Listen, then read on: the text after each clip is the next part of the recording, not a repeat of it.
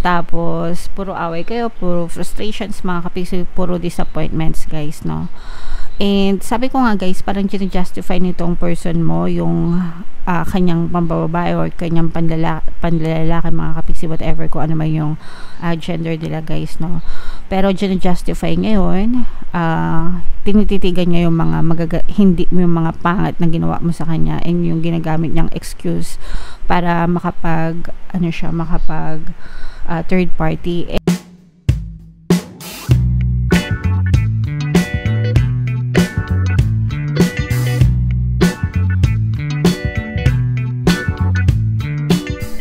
Hello guys, hello Gemini, welcome back to Pinay Pixie Tarot. Ang pamagat ng episode natin for tonight is feelings reading. Anong nararamdaman niya sa'yo?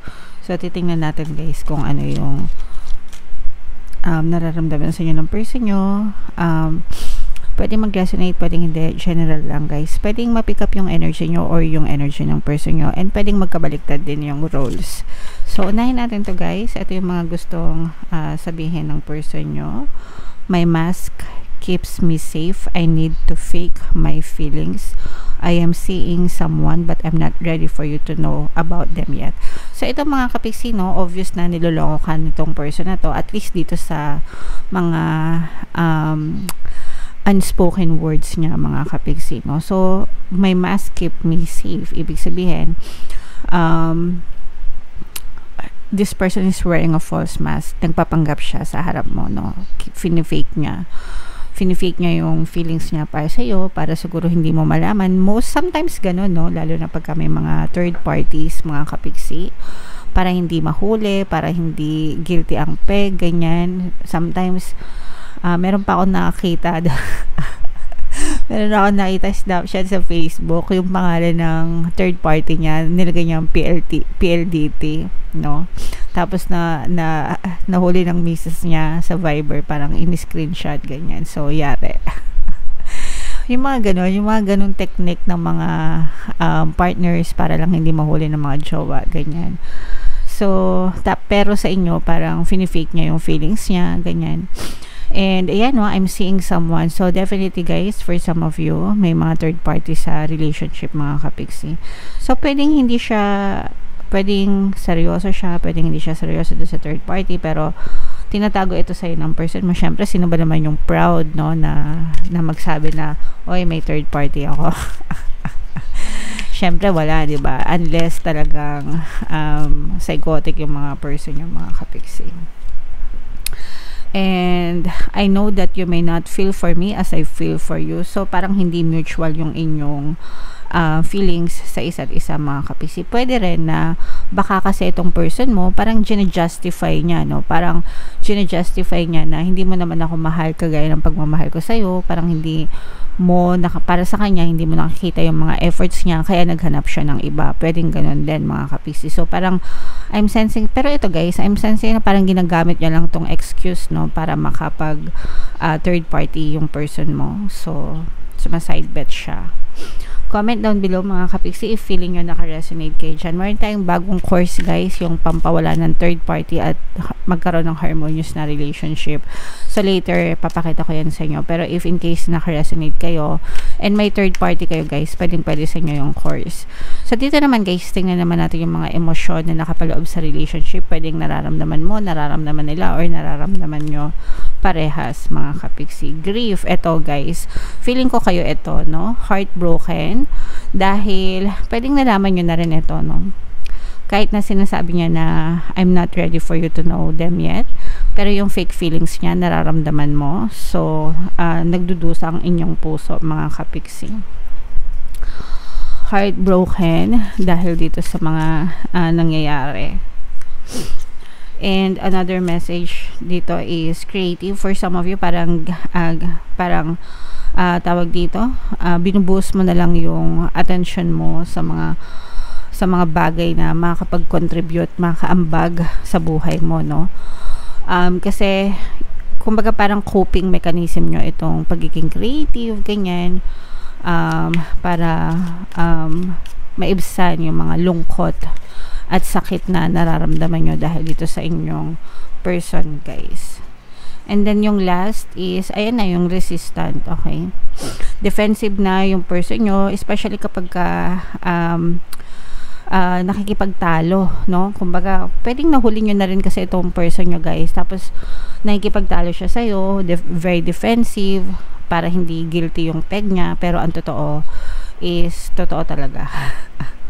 So, dito kitang-kita natin mga kapiksi, this is a clear third party situation. So, titingnan natin dito guys, no, kung ano ba talaga yung nararamdaman sa inyo ng person nyo. Sometimes kasi kahit may third party, mahal pa rin yung person. Pero sometimes, pagka may third party, nawawala na rin yung love. So, tingnan natin guys. Shuffle ko to, habang sinashuffle ko to, panoorin nyo muna yung video natin regarding sa ating paano mag-manifest ng abundance video course. Kapiksi, sawa ka na ba sa mga struggles at hirap sa buhay mo? Masipag ka ba at masikap sa buhay ngunit hindi ka pa rin umaasenso? Ilang beses ka na bang nag-attempt mag-negosyo at mag-invest pero palagi ka pa rin nalulugi? Sa pagkakataon na ito ay maaaring may subconscious beliefs ka na nagiging balakid sa iyong pag-unlad at pagyaman. Introducing, paano mag-manifest ng abundance video course. Dito ay matututunan mo ma-overcome ang mga balakid mo para tuluyan ka ng umunlad, umasenso, sumagana, maging matagumpay, successful at maswerte sa iyong kabuhayan, pera, trabaho, negosyo, salapi at kaperahan ng bonggang-bongga. Dali, mag-send na ng email sa pinoypixitaro@gmail.com at simulan na ang iyong pagyaman ngayon. Alright, so sa lahat na gusto mag-avail ng course guys, yung promo natin for July, magbibigay ako ng 500 pesos na discount until July 31 guys. So avail nyo na, sobrang ganda. And meron din tayong bagong course, paano mawala ang third party at magkaroon ng harmonious relationship. Yan yung sinasabi ko sa inyo kanina guys, para mawala yung mga third party sa relationship nyo. 30% discount until July 31 guys. So avail nyo na, habang mura pa kasi opening pa lang, super ganda talaga as in.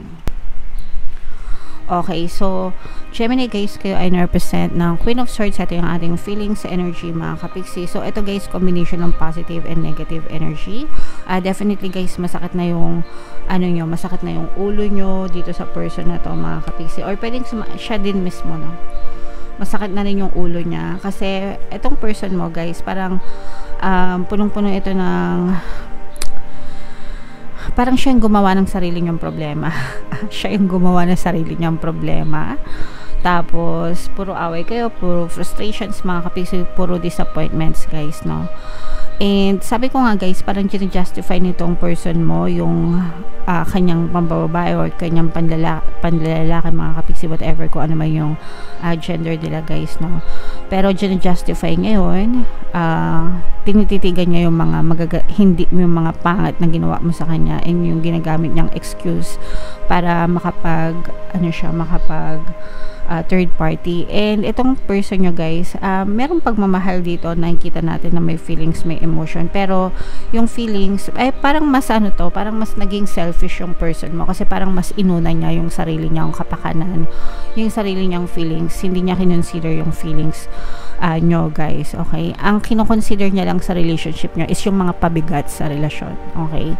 Yun lang yung nakikita niya sa relation. Hindi niya nakikita yung mga magagandang memories nyo, yung mga magagandang sacrifices mo, yung mga efforts mo sa relationship, yung mga magagandang pinagdaanan nyo. Hindi niya yung nakikita right now. Ang nakikita niya ngayon is puro problema sa relationship, okay? And yun yung ginagamit niyang excuse para itong person na to is makapang third party guys, no? Palagi itong nasa labas guys, palagi itong inom ng inom or kasama yung mga tropa niya, barkada niya. Pwede yung third party is hindi siya seryoso doon sa third party, parang mga kainuman lang niya, ganyan, ka party and parang mga pwedeng friends with benefits din itong person na to sa kanya. Pero kapag ito ay nagtuloy-tuloy, pwedeng ma-fall din itong person mo dun sa third party mga kapiksi, okay? Pero for now, mababaw. Kumbaga parang ginagawa nyo yun for fun, at saka parang nagre-revenge din ito sa inyo guys, lalo na kung palagi nyo tong binubungangaan or inaaway. Parang yun yung paraan niya para gumanti sa'yo, yung galitin ka palalo. Kapag alam niya na nagagalit ka, lalo ka pa niyang gagalitin. Yung iba sa inyo, pwedeng buntis pa kayo guys, no? With this person. And parang mas nakakadagdag pa yon ng stress para sa inyo guys. And yung iba naman sa inyo guys, pwedeng LDR. And kapag LDR, syempre wala kayong control. Actually, kahit naman hindi LDR, no, pag ginusto talaga nila, gagawin talaga nila. So hindi nyo sila makontrol. lalo na kung LDR kayo, para mas doble yung pabigat guys, kasi hindi nyo na nakikita. For some of you, parang nahihirapan pa kayo makipag-usap or makipag-reach out dito sa person nyo, and yung iba sa nyo parang nakikibalita lang kayo. Pwede rin kasi yung iba sa inyo parang binlock na din kayo nitong person nyo, mga kapiksi. So, nahihirapan kayo makapag-communicate sa kanya. And kapag ka nagkakausap naman kayo, parang puro away din yung pinupuntahan ng pag-uusap nyo, guys. Okay? Pero ang nakikita natin dito, guys, is itong person nyo, gusto niya ng pagbabago. Gusto niya ng bago, no? Parang itong person mo, parang masyado na tong emotion. Pwedeng physically detached na, tapos emotionally nagde-detach pa siya. Feeling ko, itong person mo guys, kahit wala itong third party na to, pwedeng hahanap ito ng iba pang third party. Gagamitin niya yung excuse para makalayo sa'yo, kasi parang masyadong marami kayong mga away, mas marami yung away kaysa dun sa pagmamahal, mga kapiksi. Actually, sabi ko nga sa inyo, hindi niya na nakikita yung love. Para sa kanya, wala na siyang feelings, no? And parang gusto na lang nitong person na to na maging masaya on their own, na hindi kayo kasama sa buhay nila, hindi kayo parte ng buhay nila. Okay? So, yeah. Pwedeng hiwalay na guys, or pwedeng nandun pa lang kayo sa bingit na maghihiwalay kayo ng person mo. So, comment down below mga kapiksi if feeling nyo naka-resonate kayo sa reading na to guys.